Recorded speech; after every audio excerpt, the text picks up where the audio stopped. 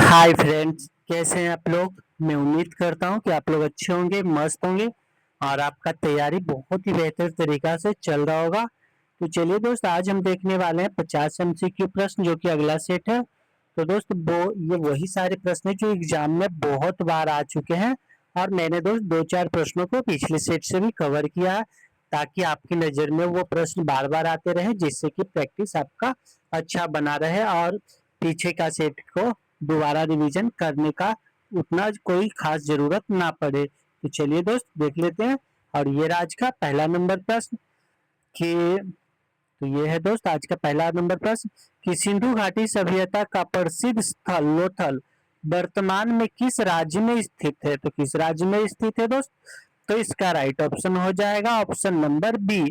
दोस्तों option number B के साथ चलेंगे, राइट ऑप्शन बी। जो लोथल है वो दोस्त वर्तमान में गुजरात राज्य में है, तो याद रखिएगा ऑप्शन नंबर बी।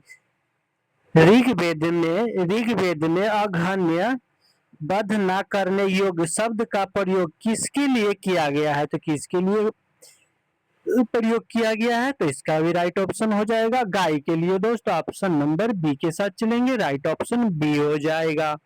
चलिए अगला प्रश्न को देख लेते हैं। तीसरी बौद्ध संगीति का आयोजन किसके शासनकाल में हुआ था। तो किसके शासनकाल में हुआ था दोस्त। तो इसका राइट ऑप्शन हो जाएगा ऑप्शन नंबर सी, अशोक। दोस्तों अशोक के शासन काल में जो है तीसरी बौद्ध संगीति हुआ था और चौथा जो हुआ था वो कनिष्क के समय में हुआ था। तो याद रखिएगा ऑप्शन नंबर सी राइट के हो जाएगा। नवरत्न किस गुप्त शासक के दरबार की शोभा बढ़ाते थे। तो किस शासक के दरबार की शोभा बढ़ाते थे। तो इसका राइट ऑप्शन हो जाएगा चार का ऑप्शन नंबर सी हो जाएगा दोस्त, चंद्रगुप्त द्वितीय। दोस्त बहुत ही इंपॉर्टेंट प्रश्न है, ऑप्शन नंबर सी के साथ चलेंगे, राइट ऑप्शन सी हो जाएगा। दिल्ली सल्तनत के किस सुल्तान ने जिद्दा और पाबोस प्रथा की शुरुआत किया था। तो सियाजा और पाबोस प्रथा का शुरुआत किसने किया था दोस्त। तो इसका राइट ऑप्शन हो जाएगा पांच का ऑप्शन नंबर बी हो जाएगा दोस्त, बलबन ने शुरू किया था। तो राइट ऑप्शन बी के साथ चलेंगे। बहुत ही इंपॉर्टेंट प्रश्न है दोस्त, देख लीजिएगा, बहुत ही महत्वपूर्ण प्रश्न है सारे। पानीपत का द्वितीय युद्ध जो कि 1556 ईस्वी के बीच हुआ था, वो किसके बीच लड़ा गया था।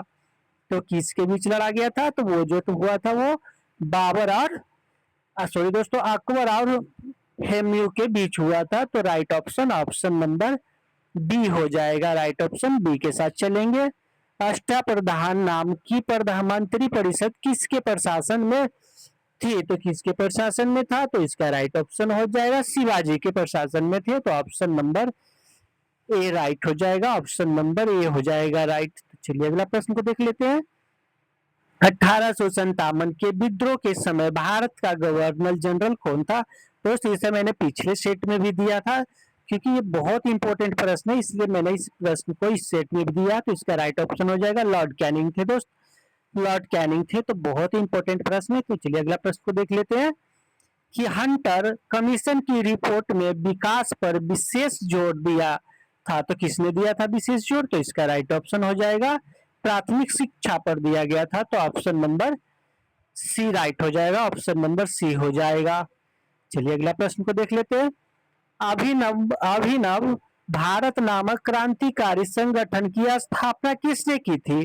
तो किसने किया था। तो इसका राइट ऑप्शन हो जाएगा ऑप्शन नंबर बी के साथ चलेंगे, बी डी सावरकर ने किया था। तो दोस्तों बी डी सावरकर ने किया था। बहुत ही इंपॉर्टेंट प्रश्न है। चलिए अगला प्रश्न को देख लेते हैं कि भारतीय संविधान की प्रस्तावना में समाजवादी शब्द किस संशोधन के तहत जोड़ा गया था। बहुत बहुत इंपॉर्टेंट प्रश्न है। तो किस संविधान संशोधन के द्वारा जोड़ा गया था। तो इसका राइट ऑप्शन हो जाएगा 42वां संविधान संशोधन दोस्त, ऑप्शन नंबर ए हो जाएगा। तो दोस्तों आपसे एक रिक्वेस्ट है कि अगर आप लोगों ने हमारे चैनल को अभी तक सब्सक्राइब नहीं किया है, तो प्लीज दोस्त हमारे चैनल को सब्सक्राइब करके वीडियो को लाइक करें और साथ में बेल आइकन जरूर दबाइएगा दोस्त।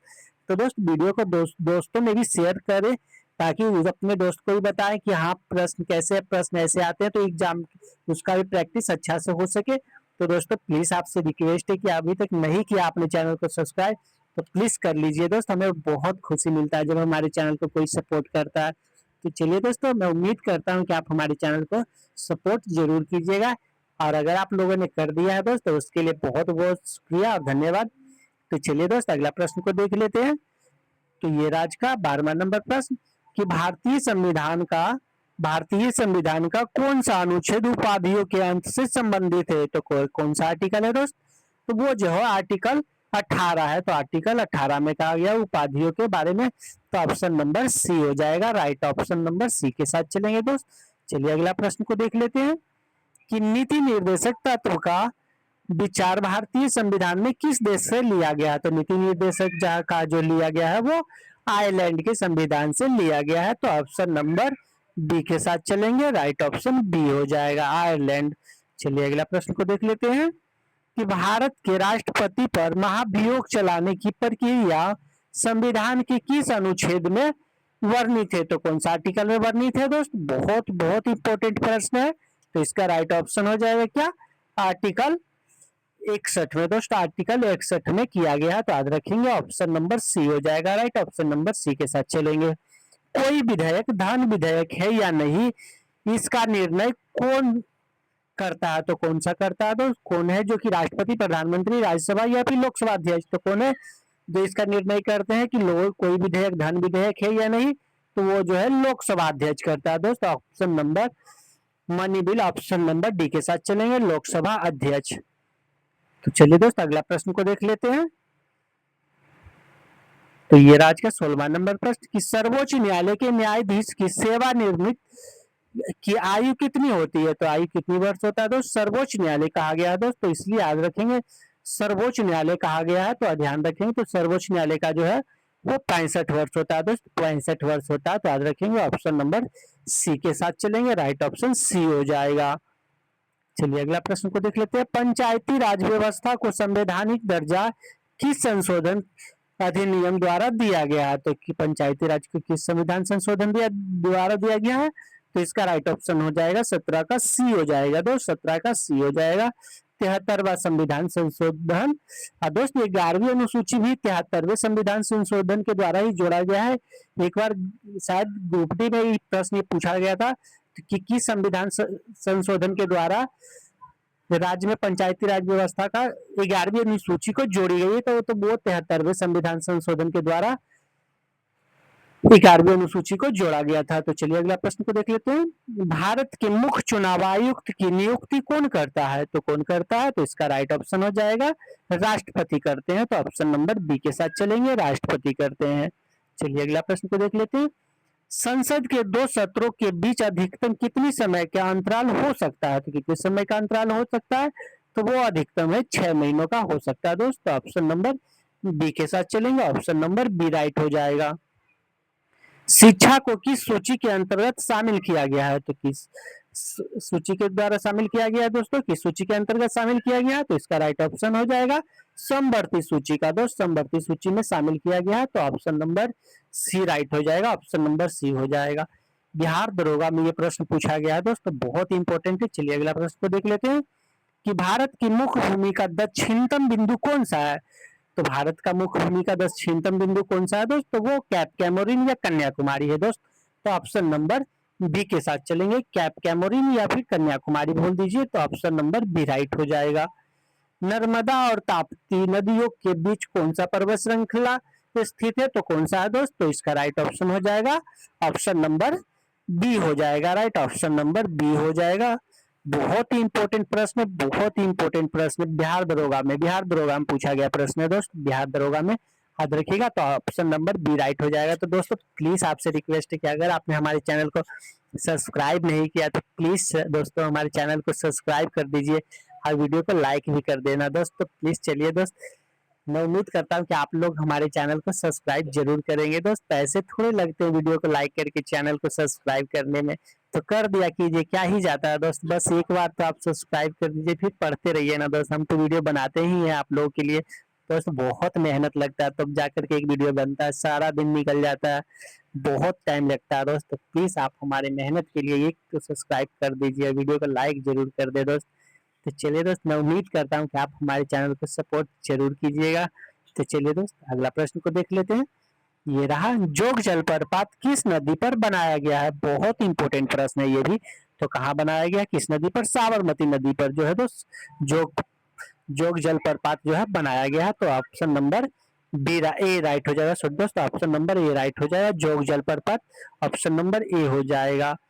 भारत में किस प्रकार की मिट्टी का विस्तार सबसे अधिक क्षेत्र पर है? तो किस मिट्टी का विस्तार ज्यादा है? तो वो जलोढ़ मिट्टी का है दोस्तों, ऑप्शन नंबर सी के साथ चलेंगे, राइट ऑप्शन सी हो जाएगा। दोस्त वीडियो के लास्ट तक बने रहिए, बहुत ही इंपॉर्टेंट सारे प्रश्न हैं। जादू घोड़ा की खाने किसके लिए प्रसिद्ध है? जादू घोड़ा की खाने किस लिए प्रसिद्ध है? तो इसका राइट ऑप्शन हो जाएगा यूरेनियम के लिए है। ऑप्शन नंबर डी के साथ चलेंगे, यूरेनियम के लिए जादू घोड़ा की खाने प्रसिद्ध है। तो ऑप्शन नंबर डी हो जाएगा राइट। निम्नलिखित में से कौन सी नदी डेल्टा का निर्माण नहीं करती है? तो कौन सा नदी है जो डेल्टा नहीं बनाता है? तो कौन सा है दोस्त? तो इसका राइट ऑप्शन हो जाएगा ताप्ती नदी। दोस्त ताप्ती नदी है जो कि डेल्टा नहीं बनाती है। दोस्त जो भी नदी तो पश्चिम दिशा की ओर बहती है वो नर्मदा और ताप्ती जो कि है डेल्टा ना बनाकर एस्चुरी बनाती है। जितने भी पूर्व दिशा की ओर बहता है दोस्त, पूर्व दिशा की ओर बंगाल की खाड़ी में अपना जल गिराता है, वो सारा का सारा डेल्टा का निर्माण करती है। तो याद रखिए बहुत इंपॉर्टेंट प्रश्न बन जाते हैं ये सभी। गरजता चालीसा क्या है? गरजता चालीसा क्या है दोस्तों? क्या है? तो इसका राइट ऑप्शन हो जाएगा ऑप्शन नंबर ए हो जाएगा पछुआ पवने है दोस्तों, पवन है वो हवाएं हैं उसे कहा जाता है। तो याद रखिएगा ऑप्शन नंबर ए राइट हो जाएगा। वायुमंडल की किस परत में वायुमंडल की किस परत में मौसम संबंधित सभा घटनाएं घटती होती है? तो कौन सा समय घटित होता है? तो इसका राइट ऑप्शन हो जाएगा क्षोभ मंडल में घटता है। तो राइट ऑप्शन बी हो जाएगा, राइट ऑप्शन बी के साथ चलेंगे। चलिए अगला प्रश्न को देख लेते हैं। सुएज नहर किन दो सागरों को आपस में जोड़ता है? तो एमपीपीसीएस में कई बार पूछा गया प्रश्न है दोस्त।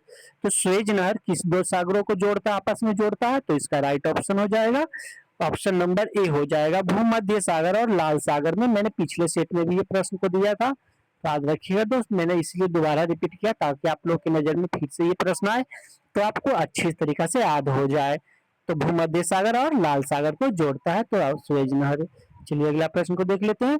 भारत का एकमात्र सक्रिय ज्वालामुखी बैरन द्वीप कहाँ स्थित है? तो कहाँ स्थित है? तो इसका राइट ऑप्शन हो जाएगा ऑप्शन नंबर बी हो जाएगा अंडमान और निकोबार में है। तो याद रखिएगा ऑप्शन नंबर बी हो जाएगा, ऑप्शन नंबर बी के साथ चलेंगे, राइट ऑप्शन बी हो जाएगा। कार्य और ऊर्जा का एसआई मात्रक क्या होता है? तो कार्य और ऊर्जा का एसआई मात्रक जो होता है वो क्या होता है? वो जूल होता है। तो क्या होता है? जूल होता है। तो ऑप्शन नंबर बी के साथ चलेंगे, ऑप्शन नंबर बी के साथ चलेंगे। दोस्तों मैंने सभी से प्रश्न को सेट वाइज सेट में बना रहा हूँ, तो सब सेट से मैंने सब कुछ से उठा उठा कर प्रश्न को उसके सेट अगले सेट में, उसके बाद का प्रश्न उसके अगले सेट में, उसके बाद का प्रश्न, इस तरह से कर करके मैंने दोस्त पूरा जीके और जीएस का टोटल संपूर्ण टॉपिक वाइज टॉपिक मैंने बनाया है, जो कि मैं हर चैप्टर में 5 और 5 10-10 प्रश्न को करके पूछता हूं। तो दोस्त प्लीज आपसे रिक्वेस्ट है कि अगर आप चाहते हैं कि हमारा तैयारी बहुत ही अच्छे से हो जाए, आपको हमारा पढ़ाने का तरीका अच्छा लग रहा हो, तो प्लीज आपसे रिक्वेस्ट है कि आप हमारे चैनल को सब्सक्राइब कर लीजिए। मैं सेट वाइज सेट अच्छे से प्रैक्टिस करवा रहा हूँ दोस्त, ताकि आपका सिलेक्शन बहुत ही जल्द हो जाए। तो चलिए दोस्त, आपको वीडियो अच्छा लग रहा तो प्लीज वीडियो को लाइक कर दीजिए, और सब्सक्राइब नहीं किया तो सब्सक्राइब करके बेल आइकन जरूर दबाइएगा दोस्त। तो चलिए अगला प्रश्न को देख लेते हैं कि रॉकेट किस सिद्धांत पर कार्य करता है? तो रॉकेट किस सिद्धांत पर काम करता है? तो इसका राइट ऑप्शन हो जाएगा रेखीय संवेग संरक्षण पर। रेखीय संवेग संरक्षण, ऑप्शन नंबर सी के साथ चलेंगे, राइट ऑप्शन सी हो जाएगा। कि प्रकाश का रंग किसके द्वारा निर्धारित होता है? तो प्रकाश का रंग किसके द्वारा निर्धारित होता है? तो इसका राइट ऑप्शन हो जाएगा ऑप्शन नंबर तरंग ध्वज पर। दोस्तों ऑप्शन नंबर बी के साथ चलेंगे, तरंग ध्वज पर, ऑप्शन नंबर बी राइट हो जाएगा। दाढ़ी बनाने के लिए किस प्रकार का दर्पण का उपयोग किया जाता है? बहुत ही सिंपल सा प्रश्न है दोस्त। तो इसका राइट ऑप्शन हो जाएगा अवतल दर्पण का प्रयोग किया जाता है। अवतल दर्पण का राइट ऑप्शन ए हो जाएगा। शुष्क बर्फ वास्तव में क्या है? तो शुष्क बर्फ जो वास्तव में क्या है? तो ये जो है दोस्त, ये एक ठोस कार्बनिक डाइऑक्साइड है। तो ऑप्शन नंबर बी हो जाएगा, ऑप्शन नंबर बी के साथ चलेंगे। ये रहा आज का अगला प्रश्न कि लाफिंग गैस, हंसने वाला जिसे गैस कहते हैं, रासायनिक नाम क्या है? तो नाइट्रस डाइऑक्साइड हो जाएगा दोस्त, नाइट्रस नाइट्रोजन डाइऑक्साइड हो जाएगा 36 का ऑप्शन नंबर, सॉरी दोस्त, ऑप्शन नंबर सी हो जाएगा। नाइट्रस ऑक्साइड हो जाएगा दोस्त, नाइट्रस ऑक्साइड हो जाएगा, नाइट्रस ऑक्साइड हो जाएगा, ऑप्शन नंबर सी के साथ चलेंगे, ऑप्शन नंबर सी राइट हो जाएगा। पीतल किन दो धातुओं का मिश्रण है, तो पीतल किस दो धातुओं का मिश्रण है, तो इसका राइट ऑप्शन हो जाएगा, ऑप्शन नंबर ए हो जाएगा। तांबा और जस्ता का जो है वो मिश्रण है, तो ऑप्शन नंबर ए के साथ चलेंगे, ऑप्शन नंबर ए हो जाएगा। मानव शरीर की सबसे बड़ी ग्रंथि कौन सी है, तो मानव शरीर की जो सबसे बड़ी ग्रंथि है वो लीवर होता है, तो ऑप्शन नंबर बी के साथ चलेंगे। लीवर या कृति बोलिए, लीवर बोलिए, ऑप्शन नंबर बी हो जाएगा। इंसुलिन की कमी के कारण कौन सा रोग होता है, इंसुलिन की कमी के कारण कौन सा रोग होता है, तो इसका राइट ऑप्शन हो जाएगा, option number C diabetes. Insulin की कमी से डायबिटीज होता है, जिसे मधुमेह रोग या शुगर भी बोलते हैं दोस्तों, ऑप्शन नंबर सी राइट हो जाएगा। रक्त का थक्का बनने में कौन सा विटामिन सहायक होता है, तो रक्त के थक्का बनने में कौन सा विटामिन सहायक होता है, मैंने पिछले सेट में भी ये प्रश्न को दिया था, तो आप लोग को याद ही होगा। अगर आप लोगों ने हमारा पिछला वीडियो को देखा तो इसका राइट ऑप्शन हो जाएगा, ऑप्शन नंबर डी हो जाएगा। दोस्तों आपको लास्ट में कितना सही हो रहा है ये आप जरूर बताइएगा, ताकि हमें भी तो पता चले कि आप लोग का तैयारी कितना बेहतर तरीका से हो रहा है। दोस्तों अब देखिए यहाँ से जो है इकोनॉमिक्स का प्रश्न है कि भारत में राष्ट्रीय आय का आकलन सबसे पहले किसने किया था, तो किसने किया था, तो 41 का राइट ऑप्शन हो जाएगा, ऑप्शन नंबर क्या हो जाएगा दोस्तों, दादा भाई नौरोजी हो जाएगा, दादा भाई नौरोजी ने किया था, तो राइट ऑप्शन बी हो जाएगा। भारतीय रिजर्व बैंक का राष्ट्रीयकरण किस वर्ष किया गया था, तो किस वर्ष किया गया था, तो इसका राइट ऑप्शन हो जाएगा 1949 ईस्वी में किया गया था, तो right option option number C हो जाएगा। बहुत इंपॉर्टेंट प्रश्न है। हरित क्रांति का सर्वाधिक सकारात्मक प्रभाव किस फसल पर पड़ा था, तो किस पे पड़ा था, तो इसका राइट ऑप्शन हो जाएगा 43 का, ऑप्शन नंबर बी हो जाएगा। गेहूं पर दोस्त, गेहूं पर पड़ा था, तो ऑप्शन नंबर बी के साथ चलेंगे। चलिए अगला प्रश्न देख लेते हैं। सार्क का मुख्यालय कहाँ है, तो कहाँ है, तो इसका राइट ऑप्शन हो जाएगा, ऑप्शन नंबर सी हो जाएगा, काठमांडू। बहुत मैंने पिछले बार में भी ये सेट में दिया था, बहुत इंपॉर्टेंट है इसलिए मैं दे रहा हूँ, ताकि ये एग्जाम में बन सकते हैं प्रश्न, इसलिए। चलिए अगला प्रश्न को देख लेते हैं। बिहू किस राज्य का प्रसिद्ध लोक नृत्य है, ना जाने दोस्त अब तक कितने एग्जाम में ये प्रश्न आ चुका, फेवरेट क्वेश्चन हो चुका है एग्जामिनर का, तो कौन सा है दोस्त, इसका राइट ऑप्शन हो जाएगा असम का है। दोस्त बिहू जो हो वो असम का राष्ट्रीय प्रसिद्ध लोक नृत्य है, तो ऑप्शन नंबर ए के साथ चलेंगे। अंतरराष्ट्रीय न्यायालय का कहाँ स्थित है, तो कहाँ स्थित है, तो इसका राइट ऑप्शन हो जाएगा 46 का, ऑप्शन नंबर द हैग, जो नीदरलैंड में है, तो द हैग जो नीदरलैंड में, ऑप्शन नंबर सी के साथ चलेंगे, ऑप्शन नंबर सी के साथ चलेंगे। कान्हा राष्ट्रीय उद्यान किसके लिए प्रसिद्ध है, तो कान्हा राष्ट्रीय उद्यान जो है दोस्त वो बाघों के लिए प्रसिद्ध है, तो याद रखेंगे ऑप्शन नंबर ए के साथ चलेंगे, ऑप्शन नंबर ए के साथ चलेंगे। दोस्त मैं सोच रहा था कि मैं वीडियो को एमसीक्यू प्रश्न बना रहा हूँ, तो मैं वन लाइनर प्रश्न दूं, और वन लाइनर में मैं 100 प्रश्नों का आप लोगों का प्रैक्टिस करवाऊं। तो दोस्त आप अगर आप चाहते हैं कि हाँ मैं एमसीक्यू करवाऊं या फिर वन लाइनर करवाऊं, तो दोस्त प्लीज आप एक बार कमेंट में जरूर बताइएगा कि क्या वन लाइनर ठीक रहेगा, तो मैं क्योंकि मैं वन लाइनर प्रश्नों को बनाने की कोशिश कर रहा हूँ, ताकि मैं ऑनलाइनर में आप लोगों को ज्यादा प्रैक्टिस करवा सकूं, उसमें 100 प्रश्नों को मैं कवर कर सकूं। तो दोस्त जरूर बताइएगा एक बार कि हाँ ऑनलाइनर प्रश्न ठीक रहेगा या फिर एमसीक्यू ही ठीक है।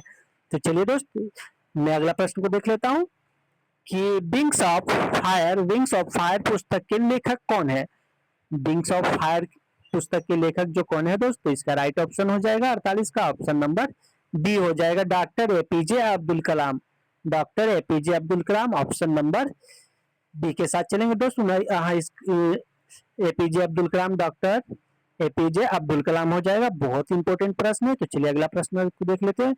विश्व पर्यावरण दिवस कब मनाया जाता है, तो विश्व पर्यावरण दिवस जो है कब मनाया जाता है, तो इसका राइट ऑप्शन हो जाएगा, ऑप्शन नंबर बी हो जाएगा, ऑप्शन नंबर बी हो जाएगा। 5 जून को दोस्त, 5 जून को मनाया जाता है विश्व पर्यावरण दिवस। तो दोस्त ये 49वां नंबर प्रश्न था। तो दोस्त एक बार फिर से मैं आपसे रिक्वेस्ट करता हूँ कि अगर आप लोगों ने हमारे चैनल को सब्सक्राइब नहीं किया है तो प्लीज दोस्त कर लीजिए, पैसे थोड़े लगते हैं दोस्त, बहुत मेहनत लगता है दोस्त, तो प्लीज हमारी मेहनत के लिए तो आप एक सब्सक्राइब कर दीजिए ना दोस्त, करके क्या ही जाता है दोस्त, पैसे थोड़े लगते हैं सब्सक्राइब करने में, तो कर दीजिए दोस्त।